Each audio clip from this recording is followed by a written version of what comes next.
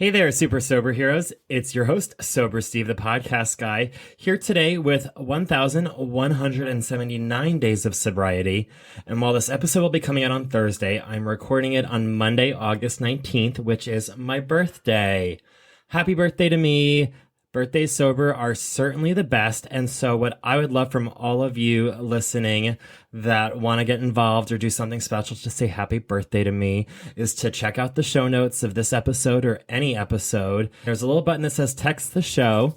Click the button and send a text. I would love to know from all of you, how do you celebrate your birthday sober? Maybe a new thing that you started in sobriety that you didn't do beforehand to replace what we might have been spending our birthdays doing beforehand. So I would love to hear how you spend your birthday sober today. Text it into the show or email Gay A Podcast. And with the beauty of podcast magic, whether you're listening right when it comes out or months later, whatever you say will have value to the people who hear it. So send it in anyway. And it'll be in the front of whatever episode, and I'll be able to include it into a future episode whenever you send that in. It's a great way to get involved with the show, share your thoughts and opinions and your advice to help pay it forward, because my guests and I only have so many different ways and ideas that we could celebrate birthday sober. So help a fellow sober person out with some ideas. Send it into the show. You can click the show button. Make sure if you'd like credit for your question to add your name and maybe your city. You could just do your first name or your first name and initial for anonymity if you'd like. But I don't see any information when it comes in. So even if I know you in real life, don't think that I'll know that it's your number because it's through Buzzsprout fan mail. I don't see your information protects it, which makes it also safer for you for anonymity. So send in what you want. But if you want kudos, please give me your name. Today's episode is going to be so exciting. I had a pleasure continuing my conversation with Dale last week about kink in sobriety. That is where we met, was through a Leather and Kink meeting. And so I wanted to give him his chance for you all to get to know him and his story and how he got here. This week, we're going to have more of a little back and forth where I'll talk about how my kink journey has been ignited in sobriety, as well as his experiences with sober kinky sex.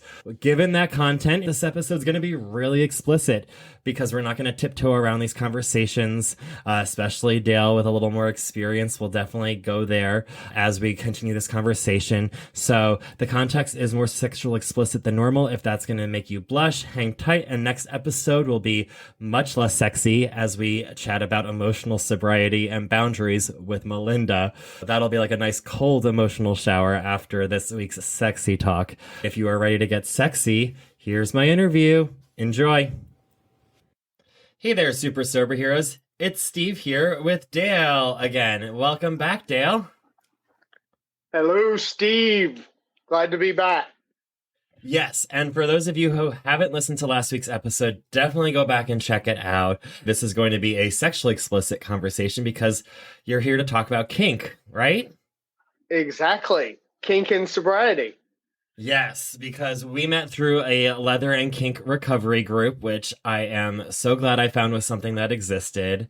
Why don't we then jump right into it and tell me a little bit about what kink and leather and all of that meant to you before sobriety and then into your sex life? For me, I really didn't associate leather and kink together. I just remember when I was a kid, I was looking at a magazine article and there was a picture of a motorcycle cop wearing the tall motorcycle cop boots. I was probably like 10 or 11. And for some reason that caught my eye. And I was like, I like that. Subsequently, I started exploring leather and realized that I got really turned on by guys wearing leather. The first one was, of course, the leather dude and the Village People. I thought he was he was the epitome of what I thought a Leatherman was. And I didn't know a whole lot about it. And I just started collecting pieces myself. And in my early 20s, I bought my first pair of chaps and found out that there were leather bars to go out to. But it honestly wasn't until I started getting sober 6 years ago that I realized that leather is actually more of a lifestyle. And there's a whole community And there's even a sober community involved in it. And it's based around a lot of principles that are honestly similar to the principles in sobriety. In the last 6 years, I've really embraced it, and I consider myself a leather man now because honestly, I want to be the best leatherman that I can be. And honesty, open mindedness, and willingness are some of the main principles of sobriety. And they're some of the main principles of being a leatherman. Directly connected to that is the fetish and kink world. So it's wow, like a kid in a candy store when I started discovering this. So I don't just play dress up anymore. It's a way of life for me.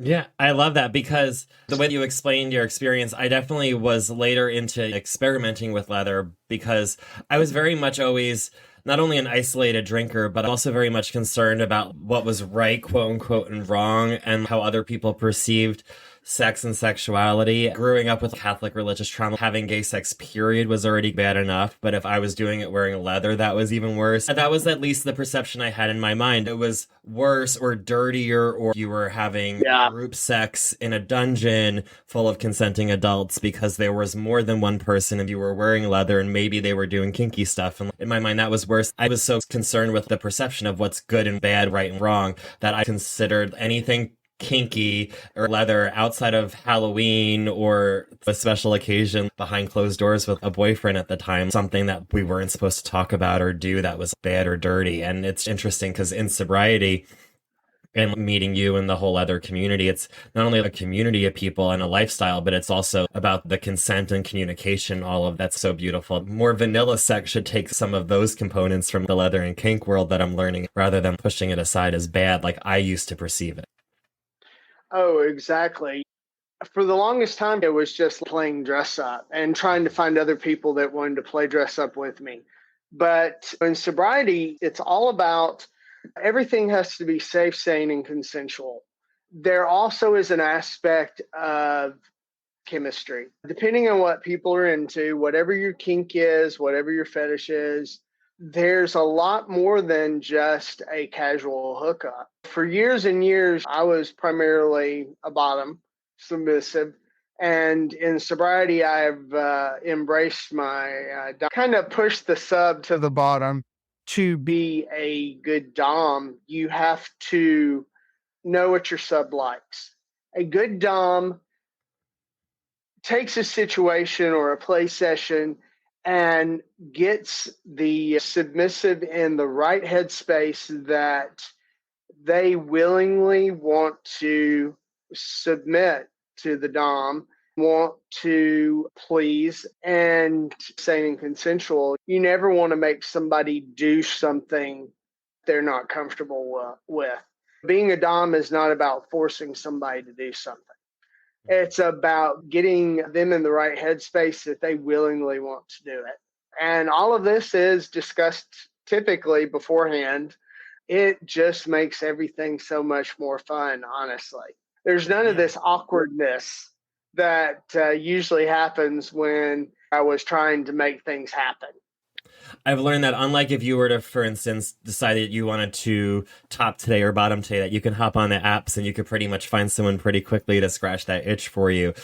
Experimenting and exploring BDSM and leather and kink is a little bit more of a slow process of finding that person with the chemistry where you're not going to be able to just manifest them in your own backyard overnight, and it might take some time. And I've learned a lot of the more experienced people that I've talked with do start off their first meetings like with coffee still, or like meeting out for tea, or going out, and it doesn't automatically start in the bedroom or in the dungeon acting out the scene. Oftentimes there is like meeting and communication first that I feel like a lot of times in the casual hookup culture has been lost.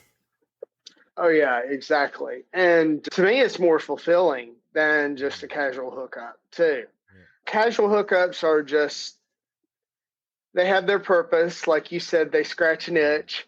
But basically, a play session is what we It's like a refer. deep tissue massage compared to scratching an itch. Exactly. That's very good. That's exactly it. There's a lot goes behind it. Ultimately, I think it does more than scratch that itch. It's more fulfilling. Sometimes you may not even actually get to having sex. It may just be about an exchange of power. The basis behind being a dom and a submissive. There is an exchange of power there. The submissive likes to give away his power, and the dom likes to take it or exert it more appropriately. I find that even people that might not be kinky and into leather when they get sober, the longer they're sober, if you stick around long enough, you're going to find that there's something kinky about you that you've been holding on to or suppressing for so long. Would you agree? Oh, absolutely. The whole point of embracing your sobriety and having a spiritual journey when you do that is so that you can have a fun life. And there is pretty much nothing you can't do sober and clean that you thought you had to have drugs or alcohol to do. Yeah, when you were talking about exploring your kink, I was able to relate to. So oftentimes I've always been very submissive sexually because almost like whenever I'm trying to be more assertive or dominant, like the fear becomes like, what if I hurt them or what if I do something that they don't like? And it's very much like worried about their boundaries. But since exploring the leather and kink community and learning about safe, sane, and consensual communication, the fact that as I'm able to communicate what my wants and desires are with my partner, who then is able to say back what they want and their limits and we can test them out together. It gives me that kind of power and confidence to be able to go into that scene or exchange and be more dominant or assertive or be rougher than I normally would because I know that we've talked it out in advance and they're ready to go there with me. You know, oftentimes I can't even imagine experiencing leather and kink in my active addiction because sex for me was about disassociating. I would enter that scene or exchange and check out and I don't even know where my mind would go, but my body would stay behind, but I wasn't there. I would just check out. So I don't know how that would go where now I get to be fully present in these scenes and be constantly checking in with my partner to make sure it's good for them, that it's good for me, that we're both on the same page. In the 3.3 or 4 years of being sober, I've had more quality sexual experiences than in my first 33, 34 years of life before that. Oh, I agree with you 100% on that. And I've also found that in sobriety, I'm more concerned about the other person finding the pleasure that they're looking for out of the scene. It's not so much what I'm getting out of it anymore. Mm-hmm. I'm getting off on what the other person has experienced. And Yeah. it's an amazing thing. I remember very early on, it started for me with harnesses and with Halloween, with experimenting with different things. I didn't even realize until recently that my first BDSM scene that I acted out was actually right after college with a boyfriend at the time where it was Halloween. We were talking about how we were going to have sex afterwards. And I was the teacher and he was the student and like what we would do with the ruler and like this and that with different positions. We talked it out throughout the night as we were at our party with our friends, whispering in each other's ear, building it up. When we got home, it pretty much went exactly according to plan. And it was really an awesome exchange. But that at the time I didn't realize like what I was doing with the whole communication, consent, all of that. But that was what a scene is. I didn't realize that at the time. And then it was like years of fumbling around and trying to figure things out before I would dress up with a harness for Halloween. But again, it was more of wearing a costume or trying to like channel something than it was a lifestyle or something that I was serious about exploring. When did you start exploring leather and kink and how did you start? I can tell you that for me, being isolated in high school and even college, everything started for me when I moved away to go to grad school.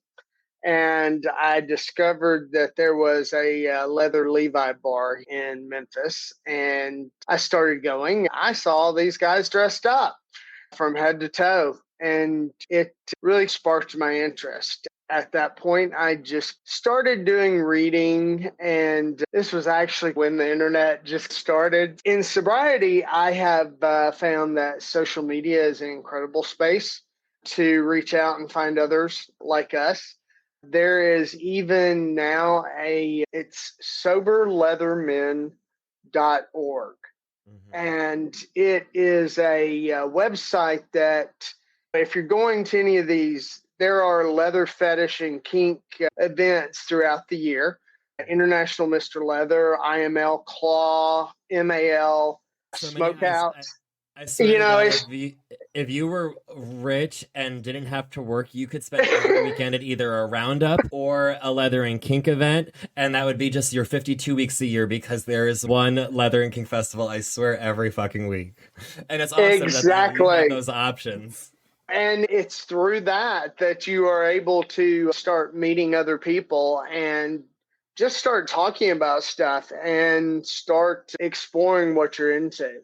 And Yeah. it's pretty amazing. I had no idea the extent that this went to.